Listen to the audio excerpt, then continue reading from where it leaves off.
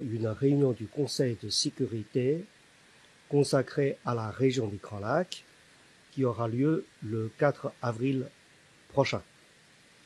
Une réunion qui va parler de cette situation de crise dans la RDC, de l'application de la résolution 2773 et aussi pour parler de la recherche d'une solution globale, durable, pour assurer la paix et la sécurité dans la région des Grands Lacs. Pour le haut fonctionnaire des Nations Unies, l'enjeu immédiat consiste à relever le défi de la désescalade sécuritaire occasionnée par la coalition AFC M23 parrainée par le Rwanda. C'est une occasion importante pour contribuer à la désescalade des tensions actuelles et après parler des dossiers plus globaux, plus substantiels. Aujourd'hui, il y a cette résolution 2773. Comment la mettre en application? Comment reprendre rapidement le processus de Luanda et le processus de Nairobi?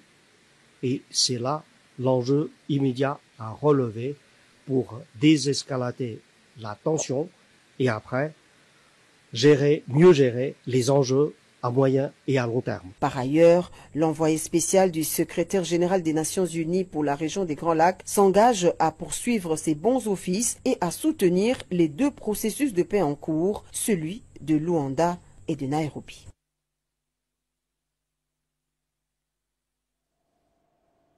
Autre chose, Vital Kamerhe poursuit sa mission officielle à Tel Aviv en Israël. Sur place, le speaker de la Chambre basse du Parlement a échangé avec la directrice de l'Agence israélienne de développement. Il en ressort que Israël est prêt à partager son expertise agricole avec la République démocratique du Congo pour valoriser, entre autres, ses 80 millions d'hectares de terres arables. D'autres détails avec Anim Balaka. En visite officielle en Israël, le président de l'Assemblée nationale de la RDC, l'honorable Vital Kamerhe, a rencontré Inanit Koltai, présidente de l'Agence israélienne de développement MACHAV. Les discussions ont porté sur les opportunités de coopération entre les deux pays, notamment dans les domaines du développement et du renforcement des capacités humaines. Lors d'une présentation, la directrice de MACHAV a exposé l'expertise israélienne dans plusieurs secteurs, en mettant particulièrement l'accent sur l'agriculture qui représente 50% des exportations du pays. Vital Kamerhe a souligné l'intérêt de la RDC pour ces domaines, rappelant que le pays dispose de 80 millions d'hectares de terres arables et de 40 millions de terres irrigables. Il a exprimé le souhait de bénéficier du savoir-faire israélien pour valoriser ce potentiel agricole. Afin de mieux comprendre les avancées d'Israël en matière d'agriculture, la délégation congolaise s'est rendue à l'Institut Volcani, un centre de recherche dépendant du ministère israélien de l'Agriculture. Cet institut est reconnu pour ses travaux en matière d'innovation agricole et de gestion des ressources hydriques. Grâce à ces recherches, Israël, malgré son climat aride, a réussi à atteindre l'autosuffisance alimentaire. Avec le potentiel que nous possédons à la République démocratique du Congo, en termes de terres et ressources humaines, mais qu'il faut recycler, nous pensons que si nous faisons une coopération, ensemble nous pouvons sauver le monde.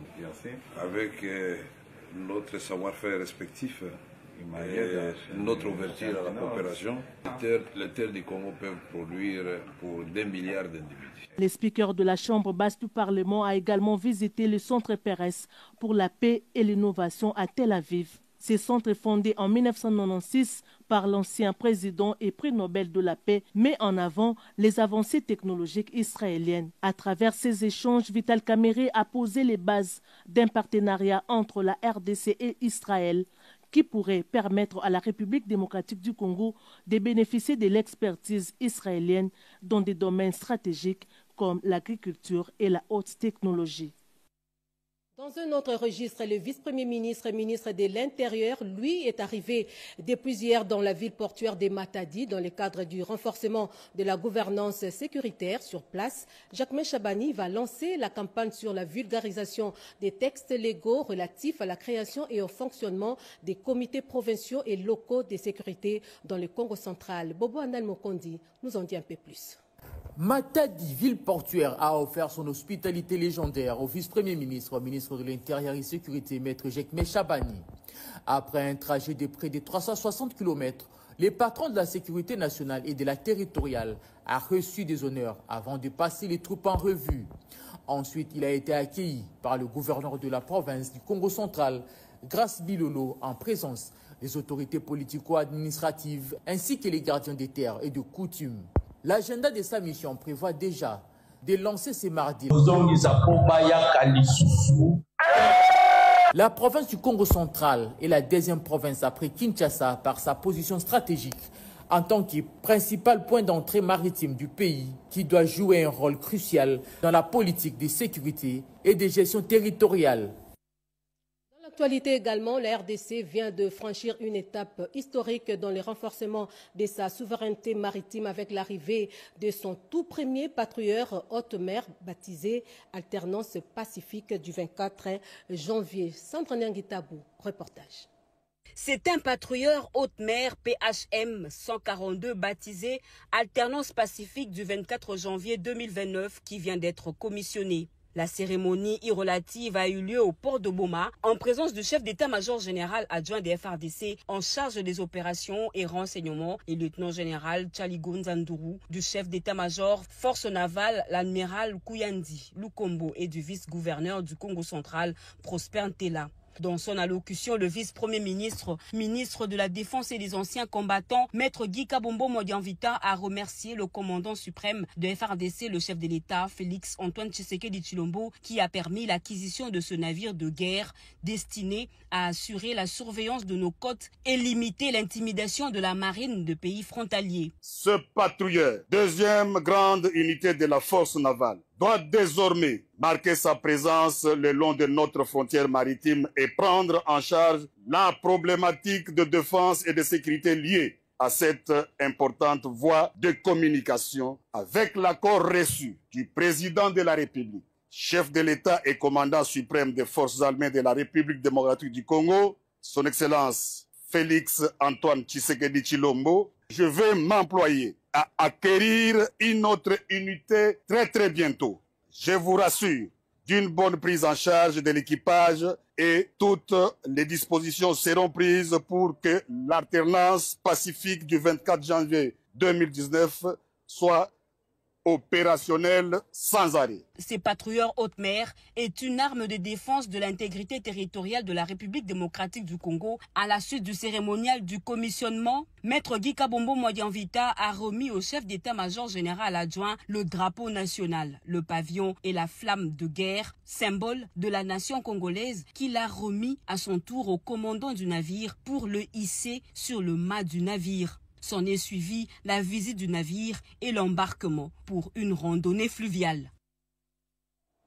Et puis ce forum national sur l'engagement des médias pour la paix, la sécurité et la cohésion nationale, il a été organisé par l'ONG GED et l'UNPC en collaboration avec les ministères de la communication et médias, une initiative en réponse à la guerre d'agression dans l'Est de la République démocratique du Congo. On fait le point avec Gaïta Magalano. Pour le ministre de la Communication et médias, porte-parole du gouvernement, c'est une réponse à la mobilisation qui a été décrétée par le chef de l'État. Avant d'être professionnel de médias, vous êtes d'abord de Congolais et cette guerre est faite aux Congolais, a rappelé le porte-parole du gouvernement à l'assistance.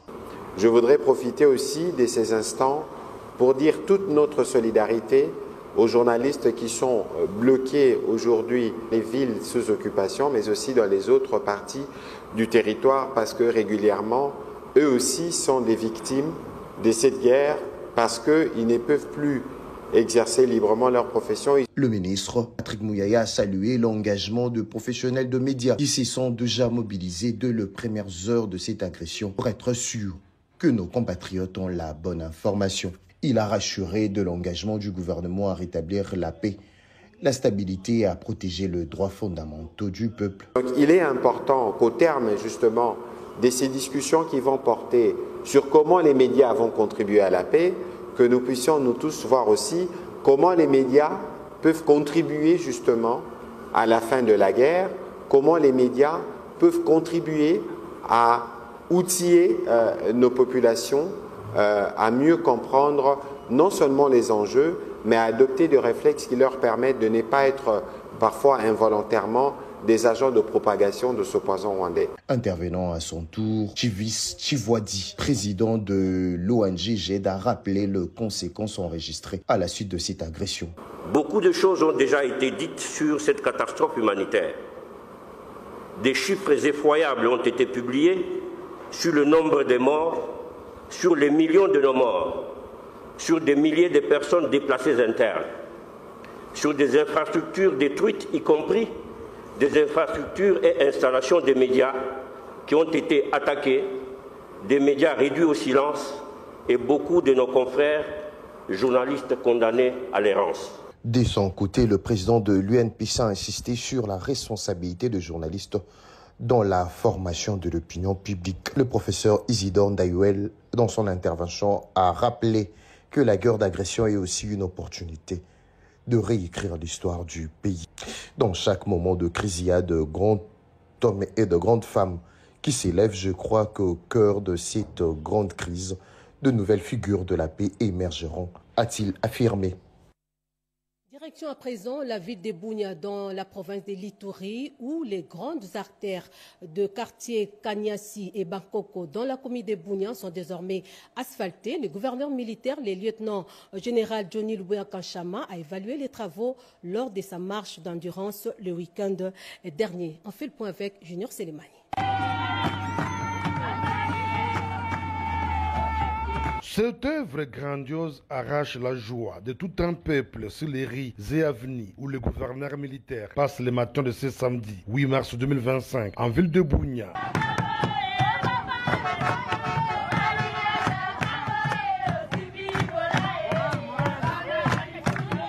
Ceci lui a valu du coup les encouragements pour le travail réalisé sur les volets sécuritaires et de paix, sans oublier le développement qui a sans doute modernisé le chef-lieu de cette province.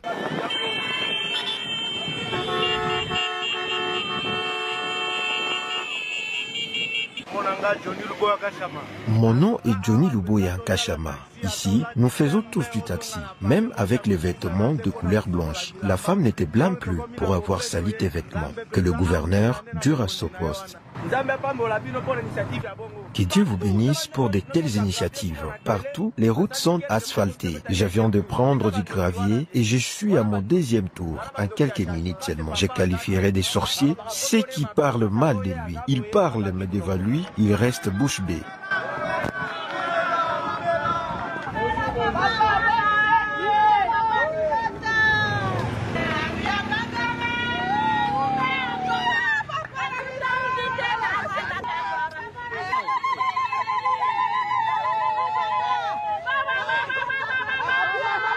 Signalons que pour ce week-end, le numéro 1 de l'Ituri avec son staff n'ont que parcouru les artères asphaltées de Kanyasi via la déviation de la 2GRPI en montant vers le rond-point RVA au travers les ronds-points Zahir au quartier Bankoko et cela avant d'atteindre le gouvernorat de cette province.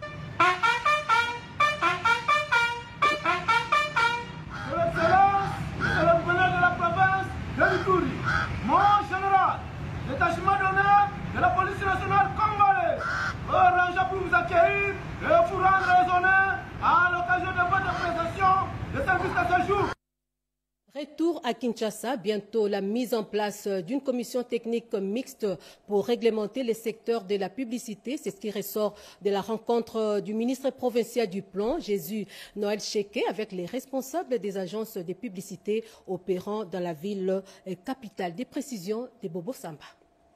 Kinshasa et Zobonga, le ministre provincial ayant dans ses attributions la culture et les arts, tient à la matérialisation de la vision du gouverneur de la ville, Daniel Bumba Lubaki. Voilà pourquoi il se bat bec et ongle pour voir le secteur de la publicité extérieure contribuer à l'embellissement de la ville dans le respect de la réglementation en vigueur. Le gouvernement tient à ce que la publicité puisse réellement contribuer à l'embellissement de la ville.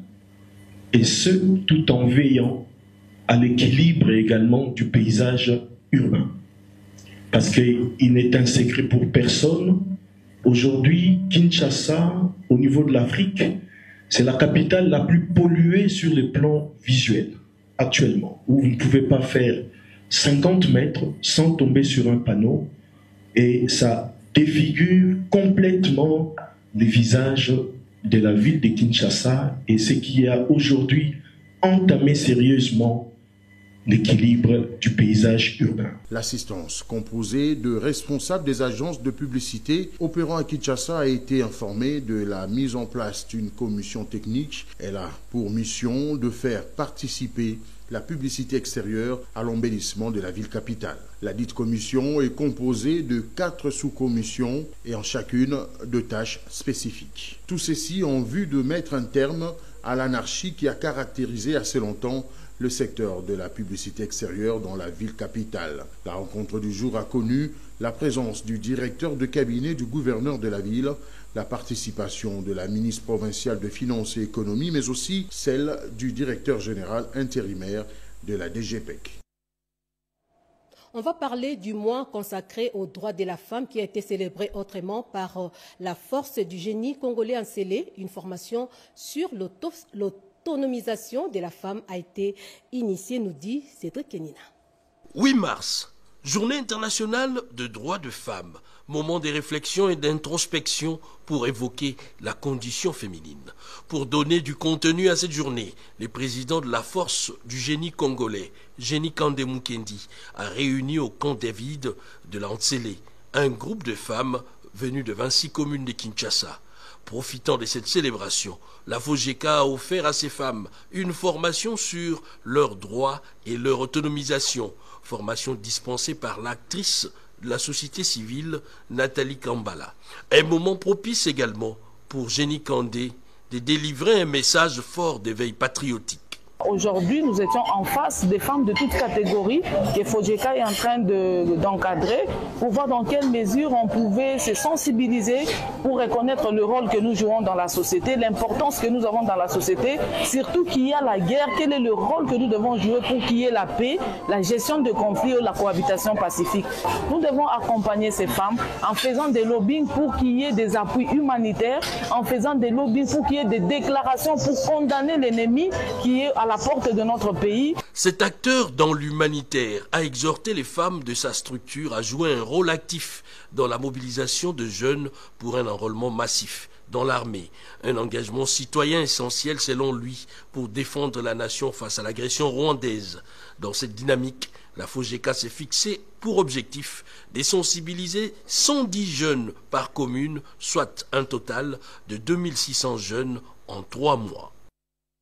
On reste dans cette rubrique, cette fois pour parler de la population d'Mbanza-Ngungu, mieux les femmes de ces territoires qui sont solidaires avec les femmes de l'Est. Une messe d'action de grâce a été dite hier lundi pour implorer la miséricorde divine pour le retour d'une paix durable dans l'Est de la République démocratique du Congo, une initiative du Parti du peuple pour l'action. Eric Kabamba, commentaire. La province du Congo central s'élève aussi pour soutenir la population meurtrie de l'Est. Au cours de cette messe d'action des grâces, le président national du Parti du peuple pour l'action, le professeur Congo Mabilama Innocent Emmanuel, a réuni toutes les femmes de son parti en séjour de la célébration de la Journée internationale des droits des femmes pour implorer la paix dans l'Est de la RDC.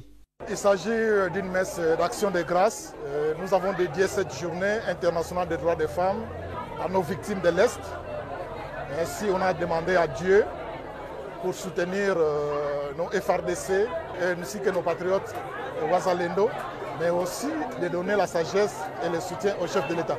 Parce qu'en ce moment, le président de la République ainsi que le chef de l'État, il a besoin de notre soutien. Et voilà pourquoi le Congo central ne pouvait pas rester derrière, que nous sommes avec le chef pour que nous puissions mettre hors d'état de nuire nos agresseurs qui sont en train de vouloir occuper notre pays d'une manière illégale. Et aussi apporter leur soutien tous azimuts au chef de l'État Félix-Antoine Tshisekedi Tshilombo, au FRDC et aussi au Wazalendo. Massamba Karo, un des conseillers du chef de l'État, a aussi appelé ses mamans à donner un coup de force aux initiatives du président de la République visant le rétablissement de la paix. Les 3 heures passées devant la face du Seigneur, ces mamans espèrent à la victoire du président de la République face à l'agression rwandaise, selon le président fédéral de la Fondation, Bota Charlène. Et nous avons la foi que le Seigneur a donné la victoire au président Fachi Beton et à toute la République démocratique du Congo. Juste après ces cultes, ces mamans étaient dans la rue pour une marche de colère contre l'agression rwandaise. Les travaux de l'atelier des réflexions sur les solutions pragmatiques pouvant aider le pays à sortir de la crise sécuritaire, sociale et économique, il a été organisé par la base républicaine. C'était le week-end dernier. C'est un reportage signé Paulette Lumba.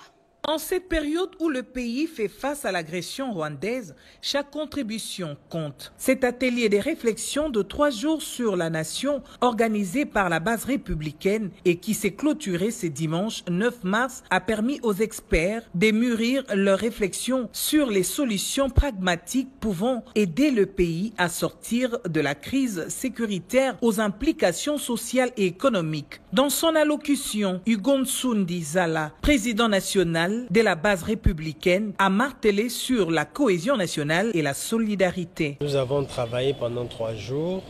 Les experts du parti ont réfléchi sur les questions de l'heure, sur notre plan de crise que nous devions proposer à la nation. Par rapport aux différentes commissions thématiques qui ont fait l'objet de notre atelier, nous avons trouvé des résolutions, des pistes et des solutions par rapport à la crise que nous traversons actuellement. Parmi les principales solutions, il y a d'abord la nécessité pour nous, il est nécessaire pour nous de travailler dans la solidarité et de considérer que l'unité nationale doit être à tout moment cimentée. Dans la pratique, les résolutions issues de cet atelier seront soumises aux décideurs pour un éventuel apport dans la recherche des solutions pour le retour de la paix. L'actualité en province nous amène dans les Kwilu où les notables du Grand Bandundu disent non à l'agression rwandaise et s'alignent tous derrière les chefs de l'État et les FRDC pour une seule cause, la paix durable dans la partie est de la RDC et la cohésion nationale. C'est un commentaire signé